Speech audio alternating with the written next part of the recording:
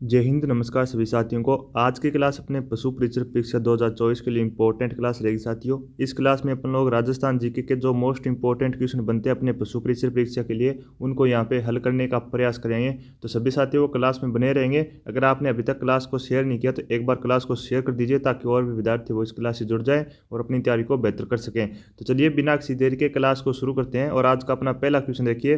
Question आपसे पूछा गया है, राजस्थान की स्थलीय सीमा की लंबाई क्या है। आपको बताना है स्थलीय सीमा की लंबाई कितनी है। क्या 4850 किलोमीटर है, या फिर 2 number option 5920 kilometre, 3 number option 1070 kilometre, या फिर 4 number option 3328 kilometre. Comment box में सभी साथी इस क्वेश्चन का राइट आंसर बताएंगे। एजुकेशन साथियों, लेकिन कई बार एग्जाम में एजुकेशन भी टपक जाते हैं तो आपको राइट आंसर का पता होना बहुत ज़रूरी है। तो बताएंगे राजस्थान की स्थलीय सीमा की लंबाई कितनी है। तो देखिए एक बार सभी साथी इसको समझने का प्रयास करेंगे। यहाँ पे अपना राइट आंसर हो जाए साथियों 5920 किलोमीटर, यानी कि 2 नंबर ऑप्शन अपना राइट रहेगा। अब देखिए साथियों, अगर आपसे क्वेश्चन पूछ लिया जाए कि बताइए राजस्थान राज्य की जो सीमा है वो अपने कितने राज्यों के साथ लगती है, तो याद रखिएगा साथियों 5 ऐसे राज्य हैं जिनके साथ अपने राजस्थान राज्य की सीमा लगती है और पाकिस्तान के साथ भी लगती है। ये भी आपको ध्यान में होगा, तो ये याद रखनी है साथियों। कई बार एग्जाम में डायरेक्ट क्वेश्चन पूछ लिया जाता है कि बताइएगा 5 राज्य कौन कौन से हैं, तो आपको ध्यान में होने चाहिए साथियों। पहला राज्य आ जाएगा अपना पंजाब। फिर बात करें साथियों हरियाणा, यानी कि पंजाब के साथ हरियाणा के साथ अपने राजस्थान की सीमा लगती है।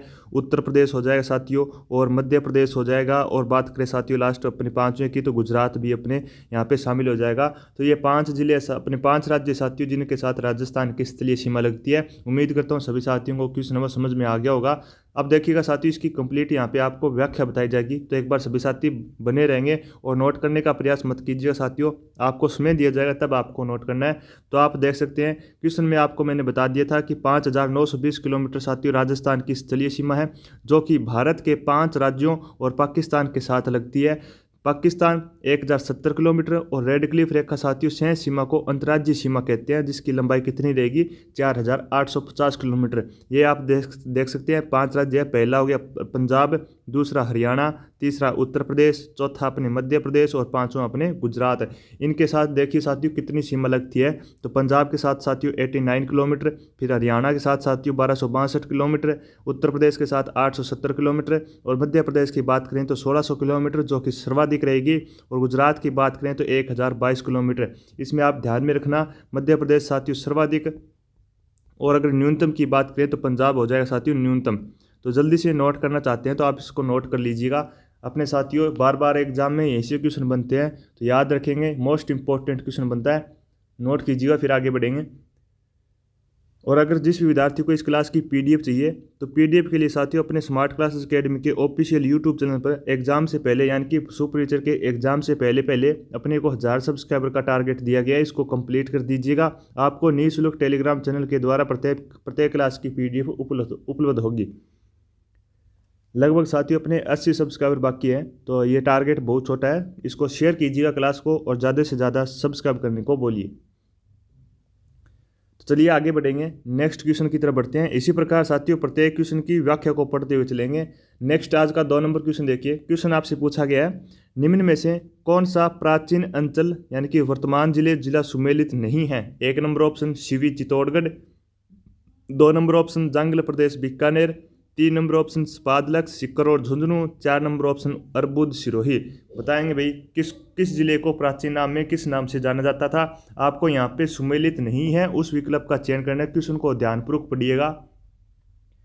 जल्दी से राइट आंसर बताइए कमेंट बॉक्स में कौन सा ऑप्शन यहाँ पे राइट हो जाएगा। तो देखिए अगर बात करें साथी यहाँ पे राइट आंसर की, एक बार सभी साथी समझने का प्रयास करेंगे। यहाँ पे अपना राइट आंसर रहेगा साथियों 3 नंबर ऑप्शन स्पादलक्स सीकर और झुंझुनू। यहाँ पे साथियों सीकर और झुंझुनू नहीं होगा, याद रखिएगा। इसकी जगह पर आएगा साथियों अजमेर। क्या आएगा साथियों अजमेर। डीडवाना कुचामन जो कि हाल ही में नया जिला बना है, डीडवाना कुचामन के क्षेत्र को और सांबर का क्षेत्र साथियों यहाँ पे स्पादलक्स के नाम से जाना जाता था। और जंगल प्रदेश के नाम से अपने बीकानेर को, सीवी साथियों अपने चित्तौड़गढ़ को, और अर्बुद साथियों सिरोही को। ये मोस्ट इंपॉर्टेंट क्वेश्चन बनता है, आपको प्राचीन नाम याद होने चाहिए, कौन से जिले को किस नाम से जाना जाता था। आगे देखिएगा, इस व्याख्या में आप देख सकते हैं आपके सामने कुछ जिलों के नाम दिए हुए हैं और उनके सामने उनके प्राचीन नाम भी है, तो याद रखेंगे। एक बार सभी साथी समझने का प्रयास करेंगे। यहाँ पे आप देख सकते हैं सीवी चित्तौड़गढ़ पहला। फिर देखिए जंगल प्रदेश के अगर आपसे पूछा जाए तो बीकानेर अपना राइट आंसर हो जाएगा। फिर देखिएगा 3 नंबर ऑप्शन जो कि अपना असुमेलित था, स्पादलक्स जो कि अजमेर, डीडवाना, कुचामन और सांबर का क्षेत्र रहेगा।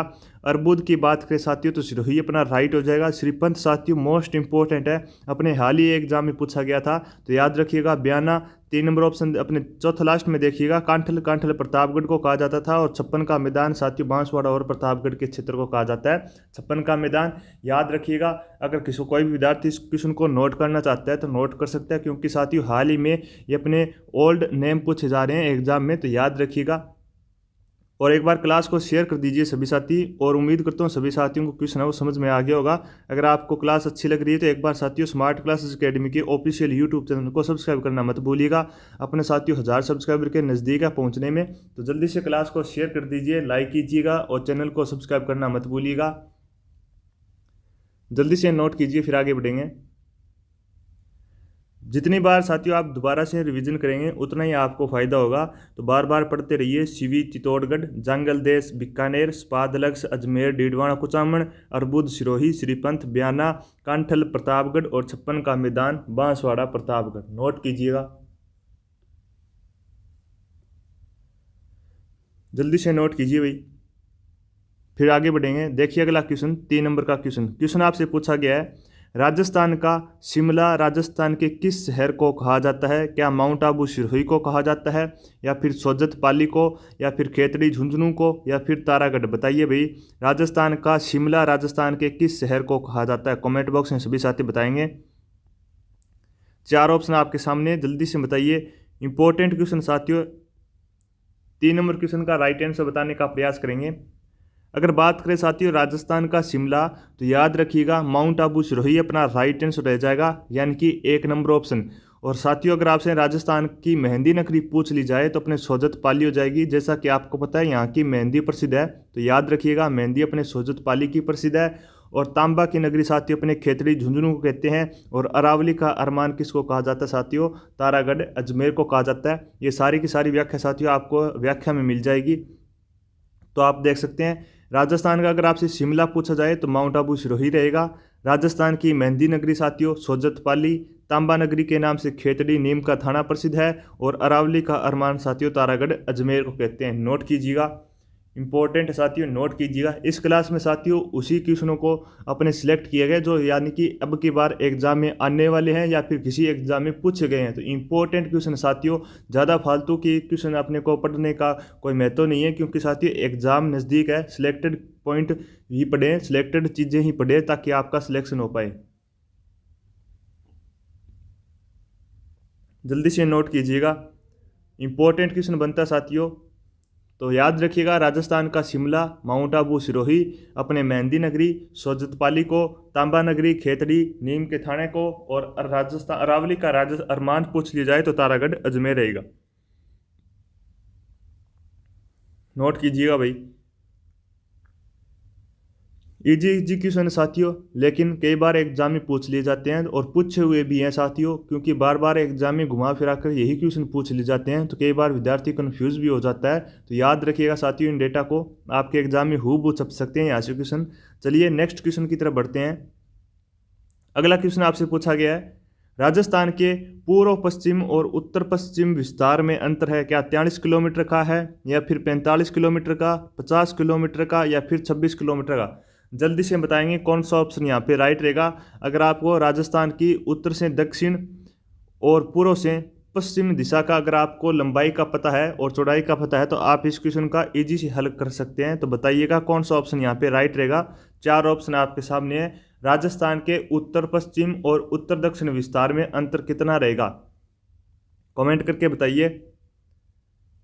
तो देखिए अगर बात करें साथियों यहाँ पे राइट आंसर की, तो याद रखिएगा इनके विस्तार में अंतर आ जाएगा साथियों 43 किलोमीटर का। अब एक बार सभी साथी समझने का प्रयास करेंगे किस प्रकार यहाँ पे 43 किलोमीटर अपना राइट आंसर आता है।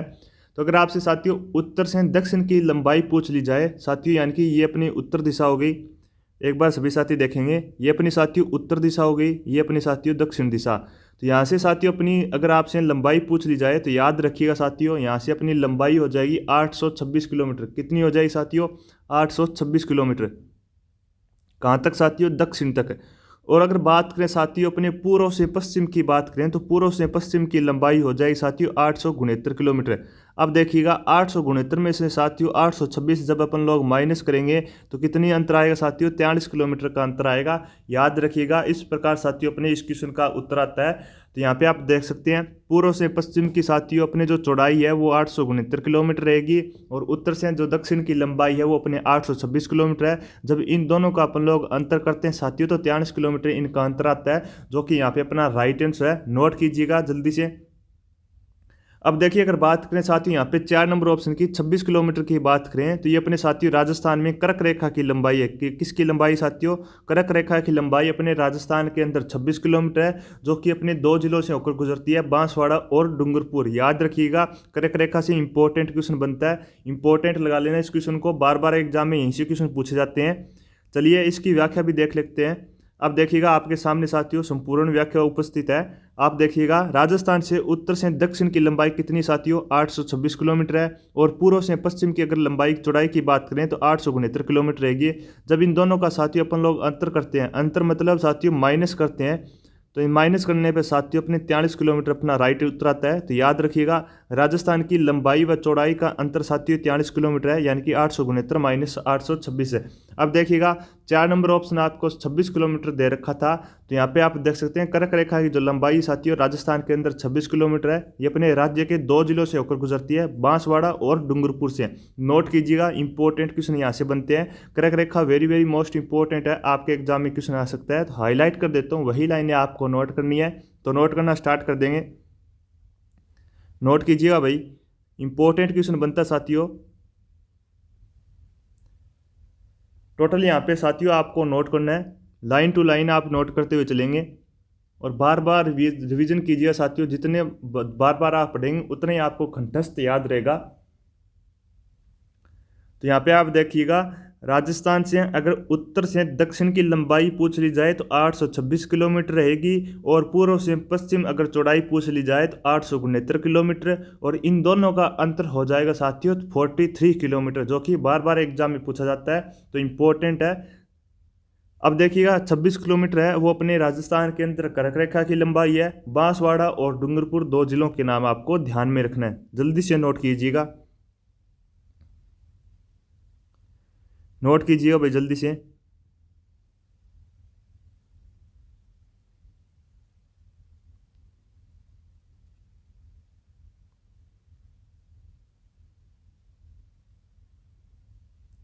ये अपने साथियों 1000 सब्सक्राइबर का आंकड़ा पूरा करना मत भूलिएगा अपने पशु परिचर के एग्जाम से पहले पहले।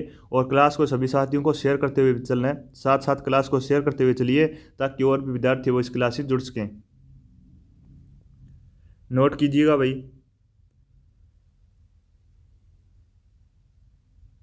चलिए अगले क्वेश्चन की तरफ बढ़ते हैं। आज का अपना 5 नंबर क्वेश्चन देखिए। क्वेश्चन आपसे पूछा गया है राजस्थान में विस्तृत उत्तर अरावली का सर्वोच्च शिखर कौन सा है? क्या रघुनाथगढ़ है? 2 number option Goramji, 3 number option Guru Shikhar, 4 number option इनमें से कोई नहीं। बताइएगा राजस्थान में विस्तृत उत्तरी अरावली का सर्वोच्च शिखर कौन सा है? अगर बात करें साथ ही यहाँ पे गुरु शिखर की, तो मैंने अगर आपने मॉडल पेपर की क्लास देखी है, यानी कि पशु परिचर के जो साथियों आपको free of cost model paper करवाए जाते हैं रोजाना, जहाँ पे साथियों मैंने आपको लगभग 8 मॉडल पेपर कंप्लीट करवा दिए हैं, तो रोजाना इस क्लास से जुड़ना मत भूलिएगा। वहाँ पे मैंने साथियों आपको गुरु शिखर की ऊंचाई भी बताई थी, तो कमेंट बॉक्स में साथियों यहाँ पे गुरु शिखर की आप ऊंचाई भी बताएंगे और 5 नंबर क्वेश्चन का कौन सा ऑप्शन यहाँ पे राइट रहेगा वो भी कमेंट बॉक्स में बताना मत भूलिएगा। जल्दी से बताइएगा राजस्थान में विस्तृत उत्तरी अरावली का सर्वोच्च शिखर आपको बताना है, कौन सा ऑप्शन यहाँ पे राइट रहेगा। बताइएगा भाई, जल्दी से कमेंट करके बताइए। मॉडल पेपर साथियों मोस्ट इंपॉर्टेंट है अपने पशु परिचर के एग्जाम के लिए। यहाँ पे 7 क्लासें आपके लिए लगाई गई है, तो इन क्लासों को एग्जाम से पहले देखना मत भूलिएगा। यहाँ से आपके एग्जाम में हूबहू क्वेश्चन छपने वाले हैं, तो याद करके साथियों जैसे ही अपनी क्लास कंप्लीट होती है जरूर इन क्लासों को देखिएगा। अब देखिए साथियों, अगर बात करें यहाँ पे राइट आंसर की 5 नंबर क्वेश्चन की, तो रघुनाथगढ़ यानी कि 1 नंबर ऑप्शन यहाँ पे अपना राइट हो जाएगा। नोट करना चाहते हैं तो आप इसको नोट भी कर सकते हैं, जल्दी से नोट कीजिए, जल्दी से नोट कीजिएगा साथियों। उत्तरी अरावली का सर्वोच्च शिखर कौन सा रहेगा? रघुनाथगढ़ रहेगा, जिसकी ऊंचाई साथियों कितनी रहेगी? 1055। अब देखिएगा इसकी व्याख्या देख लेते हैं। गुरु शिखर की ऊंचाई तो लगभग सभी साथियों को पता होती है। यहाँ पे आप देख सकते हैं 1722 किलोमीटर है वो अपने गुरु शिखर की ऊंचाई रहेगी। तो उम्मीद करता हूँ सभी साथियों को पता होगा। अब देखिएगा इसकी व्याख्या पर फोकस कीजिएगा साथियों। यहाँ से मेन क्वेश्चन बनते हैं वो अपन लोग देखने का प्रयास करेंगे। देखिए, उत्तरी अरावली का जो विस्तार साथियों अपने अलवर केंद्र, खेरथल तिजारा केंद्र, कोटपुतली बहरोड केंद्र, जयपुर ग्रामीण, दौसा, डीडवाना कुचामन का पूर्वी भाग, सिक्कर, नीम का थाना और झुंझुनू में है। इन जिलों में साथियों अपने उत्तरी अरावली का विस्तार है, याद रखिएगा। अब देखिएगा, उत्तरी अरावली का आपको साथियों सर्वोच्च शिखर पूछा गया था जो अपने रघुनाथगढ़ है, जिसकी ऊंचाई साथियों 1055 किलोमीटर अपने 1055 है सिक्कर केंद्र, याद रखिएगा। और मध्य अरावली की अगर सर्वोच्च चोटी अगर आपसे पूछ ली जाए तो गोरमजी रहेगी, जिसकी ऊंचाई रहेगी साथियों 933 मीटर, ब्यावर केंद्र। और दक्षिण अरावली की सर्वोच्च चोटी है अपने दक्षिणी अरावली की, वो अपने गुरु शिखर रहेगी 722 किलोमीटर सिरोही केंद्र। तो यहाँ से मेन इंपॉर्टेंट क्वेश्चन बनते हैं। अपने उत्तरी अरावली का विस्तार है वो कौन कौन से जिलों में है, और यहाँ पे उत्तरी अरावली का सर्वोच्च शिखर कौन सा है, मध्य अरावली का सर्वोच्च चोटी कौन सी है, और दक्षिण अरावली की सर्वोच्च चोटी कौन सी है। क्योंकि अपने गुरु शिखर से संबंधित प्रत्येक एग्जाम में क्वेश्चन पूछा जाता है, तो गुरु शिखर को इंपॉर्टेंट रखना और जल्दी से नोट करना स्टार्ट कर दीजिएगा। मैं आपको लाइन है वो हाईलाइट कर देता हूँ, वही आपको लाइन हाईलाइट की हुई आपको नोट करना है, तो नोट करना स्टार्ट कर दीजिएगा। Guru Shikhar 1722 metre, Goramji 933 metre Beawar, note कीजिएगा भाई। और रघुनाथगढ़ 1055 मीटर शिखर, नोट कीजिएगा। और अगर आप उत्तरी अरावली का विस्तार अगर नोट करना चाहते हैं तो आप नोट कर सकते हैं, कोई दिक्कत नहीं है। अगर आपको जिले अच्छी तरीके से याद हो सकते हैं तो बहुत अच्छी बात है। नोट कीजिएगा 5 नंबर क्वेश्चन को, फिर आगे बढ़ेंगे। आप देख सकते हैं इस क्लास में साथियों मोस्ट इंपॉर्टेंट क्वेश्चन सिलेक्ट किए गए हैं। ज़्यादा फालतू पढ़ने की अपने को कोई आवश्यकता नहीं साथियों, सिलेक्टेड क्वेश्चन ही आपके एग्जाम में छपेंगे।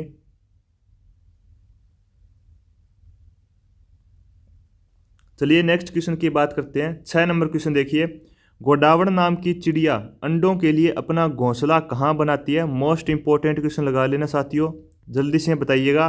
क्या ज़मीन पर या फिर पेड़ पर या फिर झाड़ी में या फिर इनमें से कोई नहीं? बताइए, गोडावण नाम की चिड़िया अंडों के लिए अपना जो घोंसला बनाती है साथियों कहाँ पर बनाती है? तो देखिए, अगर बात करें साथियों यहाँ पे राइट आंसर की, तो 1 नंबर ऑप्शन ज़मीन अपना राइट आंसर हो जाएगा। अब देखिएगा इसका कारण भी है साथियों, ज़मीन पर बनाने का घोंसला बनाने का कारण आपको व्याख्या में देखने को मिलेगा। तो सभी साथी जरूर इस क्वेश्चन को नोट कीजिएगा और इंपॉर्टेंट लगा लेना। अपने पशु परिचर के एग्जाम में हूबहू क्वेश्चन आने वाला है, पशु परिचर के एग्जाम में साथियों, नोट करना। अब देखिएगा इसका व्याख्या क्या कारण रहता है साथियों जिसके कारण अपने ज़मीन के ऊपर घोंसला बनाती है। बाकी के जो पक्षी होते हैं साथियों लगभग अपने पेड़ के ऊपर आपने घोंसला देखा होगा इनका। तो अब देखिए व्याख्या के अंदर, गोडावण चिड़िया अंडों के लिए साथियों अपना जो घोंसला है वो ज़मीन पर बनाती है। कहाँ पर बनाती है साथियों? ज़मीन पर। ये वृक्षों पर नहीं बैठती है, जल के निकट साथियों घास का घोंसला बनाकर रहती है। किसके निकट साथियों? जल के निकट घास का जो घोंसला बनाकर रहती है, और वहीं पे साथियों अपने जल के समीप अपने घोंसला बनाती है अंडों के लिए, और ज़मीन पर बनाती है, आप एक प्रकार कह सकते हैं। अब देखिएगा यह प्रोजेक्ट बस्टेड 5 जून 2013 से कृत्रिम प्रजनन केंद्र हैचिंग सेंटर यानी कि सम जैसलमेर केंद्र है, याद रखिएगा। और यह राजस्थान का राज्य पक्षी है, इसलिए इंपॉर्टेंट क्वेश्चन मैं आपको बता रहा साथियों। अपने गोडावण है वो अपने राज्य पक्षी है, यहाँ से क्वेश्चन आपके आ सकता है। और गोडावण साथियों अपने जो अंडों देने के लिए घोंसला बनाता है वो अपने ज़मीन पर बनाता है। और ज़मीन कौन सी ज़मीन पर? जो जल के निकट ज़मीन हो उसके नज़दीक साथियों अपने घोंसले के लिए अपने अंडों के लिए घोंसला बनाती है ज़मीन के ऊपर। तो नोट कीजिएगा इस क्वेश्चन को। फिर आगे बढ़ेंगे। उम्मीद करता हूँ सभी साथियों को क्वेश्चन है वो समझ में आ गया होगा।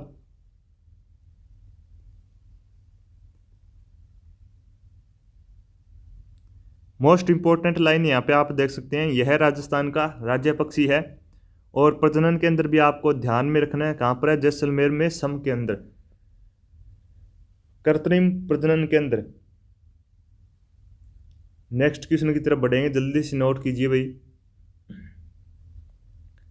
चलिए 7 नंबर क्वेश्चन की बात करते हैं। क्वेश्चन आपसे पूछा गया है, सबसे प्राचीन पर्वत श्रृंखला कौन सी है? आपको बताना चाहते हो सबसे प्राचीन पर्वत श्रृंखला। क्या अलताई है? 2 number option Sulaiman, 3 number option Aravalli, 4 number option Rajmahal. 7 number question का आपको राइट आंसर बताना है, कमेंट बॉक्स में बताइएगा। सबसे प्राचीन पर्वत श्रृंखला कौन सी है? तो देखिए, अगर बात करें साथ ही यहाँ पे राइट आंसर की, तो आपको पता होगा अरावली यहाँ पे राइट आंसर रहेगा। 3 नंबर ऑप्शन देखिएगा। सबसे प्राचीन पर्वत श्रृंखला कौन सी साथियों? अरावली। अरावली पर्वत श्रृंखला है जिसका विस्तार भारत के 3 राज्यों और 1 केंद्र शासित प्रदेश में है। देखिएगा, गुजरात, राजस्थान, हरियाणा, दिल्ली यहाँ पे आ जाएगा साथियों केंद्र शासित प्रदेश। इसकी कुल लंबाई साथियों 692 किलोमीटर है। भारत में इसका विस्तार साथियों पालनपुर गुजरात से रायसीना पहाड़ी दिल्ली तक है। अरावली का सर्वाधिक विस्तार साथियों राजस्थान राज्य में 550 किलोमीटर है। नोट कीजिएगा, सबसे इंपॉर्टेंट क्वेश्चन बनता है। अपने 3 तो साथियों राज्य है और 1 केंद्र शासित प्रदेश है जिसके अंदर अरावली का सर्वाधिक अपने अरावली पर्वत श्रृंखला का विस्तार है। तो सबसे प्राचीन पर्वत श्रृंखला हो जाएगी अपनी अरावली पर्वत श्रृंखला। नोट कीजिए। फिर आगे बढ़ेंगे। आपको याद में रखना, भारत के 3 राज्यों और 1 केंद्र शासित प्रदेश में साथियों इसका विस्तार है। इसकी लंबाई, कुल लंबाई की बात करें तो 692 किलोमीटर रहेगी और अपने पालनपुर गुजरात से लेकर रायसीना पहाड़ी तक इसका विस्तार है। और सर्वाधिक विस्तार अगर आपसे पूछ लिया जाए तो राजस्थान के अंदर है 550 किलोमीटर। नोट कीजिएगा, जल्दी से नोट करना स्टार्ट कर देंगे सभी साथी और कमेंट बॉक्स में सभी साथी बताएंगे क्या आपने अभी तक चैनल को सब्सक्राइब किया या फिर नहीं किया। क्योंकि साथियों अपने पशु परीक्षक के एग्जाम से पहले पहले अपने को 1000 सब्सक्राइबर के टारगेट तक पहुंचना है। तो जल्दी से क्लास को शेयर कर दीजिए और जो भी विद्यार्थी क्लास में जुड़ रखा है वो अपने एक बार चैनल को सब्सक्राइब कर लेंगे और क्लास को लाइक कर देंगे। जल्दी से नोट कीजिएगा। फिर आगे बढ़ेंगे। चलिए 8 नंबर क्वेश्चन की बात करते हैं। अगला क्वेश्चन आपसे पूछा गया है, सरसों अनुसंधान केंद्र कहाँ पर है? इंपॉर्टेंट लगा लेना अपने सीट के एग्जाम में साथियों। अनुसंधान केंद्र खूब सारे पूछे गए, तो ये तैयार होकर जाना साथियों अनुसंधान केंद्र के ऊपर, क्योंकि आपके एग्जाम में हूबहू क्वेश्चन छपने वाला है। 1 number option Nagaur, B number option Alwar, 3 number option Jaipur, 4 number option Sewar. बताएंगे केंद्रीय सरसों अनुसंधान केंद्र है वो कहाँ पर है? जल्दी से कमेंट करके बताइए। तो देखिए, अगर बात करें यहाँ पे राइट आंसर की, तो सेवर अपना राइट आंसर हो जाएगा। 4 नंबर ऑप्शन नोट कीजिए, क्वेश्चन को नोट कीजिए। फिर आगे बढ़ेंगे। व्याख्या इसकी देखने वाले साथियों कंप्लीट। अब देखिएगा, केंद्रीय सरसों अनुसंधान केंद्र साथियों कहाँ पर है? सेवर भरतपुर केंद्र है। इसकी स्थापना साथियों 8वीं पंचवर्षीय योजना में 20 अक्टूबर 1993 को ICAR द्वारा की गई थी। फरवरी 2009 में इसका नाम बदलकर क्या कर दिया जाता साथियों? राष्ट्रीय सरसों अनुसंधान कर दिया गया। इस केंद्र द्वारा तैयार सरसों की नवीनतम किस्में कौन सी है? एक तो नाम है साथियों राधिका और दूसरे का नाम है ब्रजराज। तो नोट कीजिएगा, केंद्रीय सरसों अनुसंधान केंद्र कहाँ पर है? सेवर भरतपुर केंद्र। जल्दी से नोट करना स्टार्ट कर दें सभी साथी। कौन सी पंचवर्षीय योजना में इसकी स्थापना की जाती है साथियों? 5वीं पंचवर्षीय योजना में। तारीख भी आपको ध्यान में रखनी है, जल्दी से नोट कीजिएगा, सेवर भरतपुर केंद्र। और नवीनतम सरसों की किस्में भी आपको ध्यान में रखनी है। एक का नाम है राधिका और दूसरे का नाम है ब्रजराज। और 2009 में साथियों इसका नाम बदलकर राष्ट्रीय सरसों अनुसंधान कर दिया जाता है। राष्ट्रीय सरसों अनुसंधान केंद्र नोट कीजिएगा जल्दी से।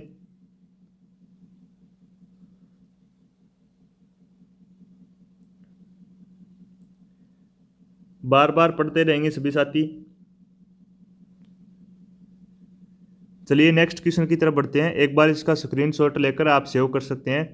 अब देखिएगा 9 नंबर क्वेश्चन आपसे पूछा गया है, 25 मार्च 1948 को पूर्व राजस्थान में जिस रियासत का विलय हुआ वह थी। 1 number option Sirohi, 2 number option Bharatpur, 3 number option Pratapgarh और 4 नंबर ऑप्शन अलवर से। जल्दी से बताइएगा 25 मार्च 1948 को पूर्व राजस्थान में जिस रियासत का विलय हुआ था वह कौन सी रियासत थी। 4 ऑप्शन आपके सामने, क्या सिरोही, भरतपुर, प्रतापगढ़ और अलवर। बताइए कौन सा ऑप्शन यहाँ पे राइट रहेगा। तो अपना राइट आंसर हो जाएगा साथियों 3 नंबर ऑप्शन यानी कि प्रतापगढ़। नोट कीजिएगा जल्दी से, फिर इसकी कंप्लीट व्याख्या देखने वाले साथियों। चलिए अब देखिए, आप देख सकते हैं 25 मार्च 1948 को 9 रियासत बूंदी, बांसवाड़ा, झालावाड़, डूंगरपुर, किशनगढ़, शाहपुरा, कोटा, टोंक व प्रतापगढ़ का संयुक्त राजस्थान में विलय हुआ था। यह एकीकरण का दूसरा चरण था। इस चरण के साथियों राज प्रमुख है वो अपने भीम सिंह कोटा के, और प्रधानमंत्री कौन थे साथियों, गोकुल लाल असावा, और राजधानी साथियों कोटा को बनाया जाता है। तो इंपॉर्टेंट बनता है साथियों, अपने एकीकरण से क्वेश्चन आपके एग्जाम में हूबहू छप सकता है। तो जल्दी से नोट करना स्टार्ट कर देंगे। नोट कीजिएगा भाई। एक बार दोबारा से देख लेते हैं। 25 मार्च 1948 को साथियों 9 रियासतों का विलय किया जाता है अपने संयुक्त राजस्थान में। कौन कौन सी रियासत है वो अपने, एक तो है बूंदी, बांसवाड़ा, झालावाड़, डूंगरपुर, किशनगढ़, शाहपुरा, कोटा, टोंक और प्रतापगढ़ साथियों संयुक्त राजस्थान में विलय हुआ था। और ये एकीकरण का साथियों अपने दूसरा चरण था। इस चरण के साथियों अगर आपसे राज प्रमुख पूछ लिए जाए तो अपने भीम सिंह कोटा से राज प्रमुख थे। प्रधानमंत्री साथियों गोकुल लाल असावा, और राजधानी साथियों कोटा को यहाँ पे बनाया जाता है। उम्मीद करता हूँ सभी साथियों ने नोट कर लिया होगा। फिर आगे बढ़ेंगे। चलिए आज का 10 नंबर क्वेश्चन देखिए। क्लास को शेयर करते हुए चलेंगे सभी साथी। देखिएगा, भरतपुर के लोहागढ़ दुर्ग का निर्माता था सूरजमल या फिर अपने बदन सिंह, गंगा सिंह या फिर सरदार सिंह। बताइए भरतपुर के लोहागढ़ दुर्ग का निर्माता कौन था। कमेंट बॉक्स में बताइए 10 नंबर क्वेश्चन का कौन सा ऑप्शन यहाँ पे राइट हो जाएगा। तो अब देखिएगा, अगर बात करें साथियों यहाँ पे राइट आंसर की, भरतपुर के लोहागढ़ दुर्ग का निर्माता, तो याद रखिएगा साथियों सूरजमल जाट, यानी कि 1 नंबर ऑप्शन यहाँ पे राइट हो जाएगा। साथियों जो लोहागढ़ दुर्ग है इसको साथियों अजय दुर्ग भी कहा जाता है। किसके नाम से जाना जाता है, अजय दुर्ग के नाम से। कौन से दुर्ग को जाना जाता है, लोहागढ़ दुर्ग को। और इसके निर्माण में साथियों लगभग 8 वर्ष लगते हैं। कितने वर्ष लगते हैं, 8 वर्ष लगते हैं। और जवाहर बुर्ज और फतेह बुर्ज, जो कि दो मोस्ट इंपॉर्टेंट क्वेश्चन बनते हैं, बार बार एग्जाम में पूछे जाते हैं। तो देखिएगा जवाहर बुर्ज और कौन सा साथियों, फतेह बुर्ज, दोनों के दोनों साथियों बुर्ज है वो अपने लोहागढ़ दुर्ग में। याद रखिएगा, नोट कीजिएगा अपने 10 नंबर क्वेश्चन को। भरतपुर के लोहागढ़ दुर्ग का निर्माता अपने सूरजमल जाट, और इस लोहागढ़ दुर्ग को साथियों अजय दुर्ग के नाम से जाना जाता है। सूरजमल जाट के द्वारा साथियों लगभग 8 वर्षों में इसका निर्माण करवाया जाता है। और इस दुर्ग में साथियों अपने जौहर बुर्ज और अपने फतेह बुर्ज भी स्थित है। अब देखिएगा इसकी व्याख्या। अगर कोई भी विद्यार्थी 10 नंबर क्वेश्चन की व्याख्या को नोट करना चाहता है तो नोट कर सकता है। देखिएगा, लोहागढ़ अजय दुर्ग है साथियों भरतपुर के अंदर। इसका निर्माण महाराजा सूरजमल के द्वारा साथियों 19 फरवरी 1733 को प्रारंभ करवाया गया था। इसके निर्माण में 8 वर्ष लगते हैं। पारीख दुर्ग की श्रेणी का साथियों अपने ये दुर्ग है, क्योंकि इसके चारों ओर गहरी खारी खाई बनी हुई है। जवाहर बुर्ज और अपने फतेह बुर्ज, जो कि मोस्ट इंपॉर्टेंट क्वेश्चन बनता है, बार बार एग्जाम में क्वेश्चन पूछा जाता है। तो बताइएगा कौन सा जवाहर अपने कौन से दुर्ग के अंदर जवाहर बुर्ज और फतेह बुर्ज स्थित है। तो अपने लोहागढ़ दुर्ग हो जाएगा भरतपुर का। तो नोट कीजिएगा, जल्दी से नोट कीजिएगा। इंपॉर्टेंट क्वेश्चन आपसे यहाँ से पूछे जा सकते हैं। तो एक तो आपको साथियों दोनों बुर्जों के नाम आपको ध्यान में रखना है। और यहाँ पे साथियों लोहागढ़ अजय दुर्ग भरतपुर के अंदर है। इसका निर्माण अपने सूरजमल के द्वारा करवाया जाता है। और एक पारीख दुर्ग की श्रेणी है। और इस लाइन को साथियों इंपॉर्टेंट रखना, जवाहर बुर्ज को और अपने फतेह बुर्ज को। जल्दी से नोट कीजिएगा। उम्मीद करता हूँ सभी साथियों को क्वेश्चन वो समझ में आ गया होगा। फिर अपना साथियों आज का लास्ट क्वेश्चन बचने वाला है 11 नंबर क्वेश्चन, उसको भी देख लेंगे। जल्दी से नोट कीजिए।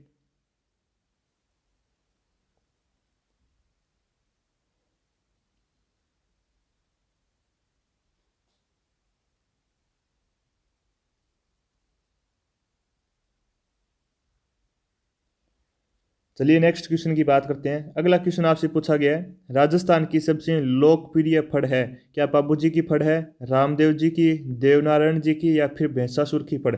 बताएंगे कौन सा ऑप्शन यहाँ पे राइट रह जाएगा 11 नंबर क्वेश्चन का।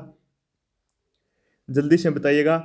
आपको ध्यान में रखना साथियों, रामदेव जी को ये अपने साथियों मूर्ति पूजा के विरोधी थे मूर्ति पूजा के। इनके साथियों पगलियों की पूजा की जाती है रामदेव जी की, ध्यान में रखिएगा। और इनको साथियों सांप्रदायिक सद्भावना का लोक देवता कहते हैं। राजस्थान के 5 पीरों में शामिल है। इंपॉर्टेंट क्वेश्चन आपके रामदेव जी से क्वेश्चन बनता है, तो याद रखिएगा। अजमल साथियों यहाँ पे इनके पिताजी का नाम था। अब आपको बताना है लोकप्रिय फड़ किसकी है राजस्थान के अंदर। सबसे लोकप्रिय फड़ आपको बताना है कौन से लोक देवता की है। तो देखिए, अगर बात करें साथियों यहाँ पे राइट आंसर की, तो बाबू जी की फड़, यानी कि 1 नंबर ऑप्शन यहाँ पे अपना राइट हो जाएगा।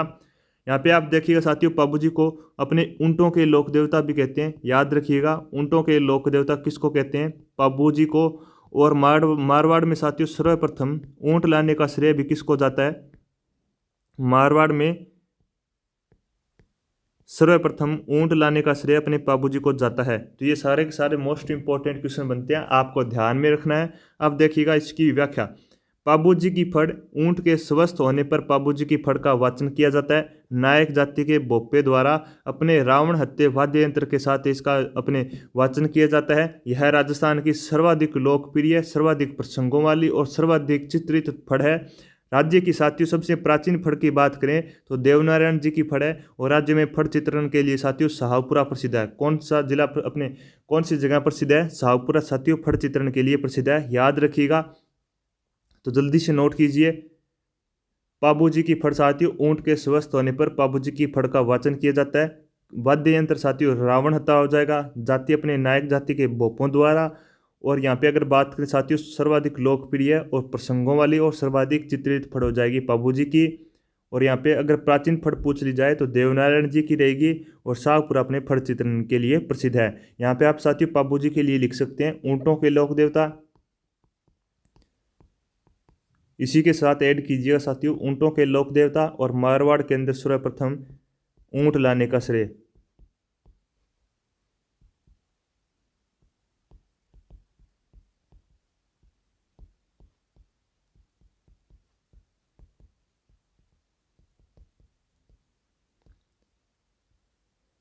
तो उम्मीद करता हूँ सभी साथियों को क्वेश्चन है वो समझ में आ गया होगा। यहाँ पे साथियों अपनी क्लास है वो कंप्लीट होती है। नेक्स्ट मिलते हैं अगली क्लास में। तब तक आप इसी प्रकार घर पर बैठे अपनी तैयारी को बेहतर करते रहिए स्मार्ट क्लासेस एकेडमी के ऑफिशियल यूट्यूब चैनल के साथ। धन्यवाद।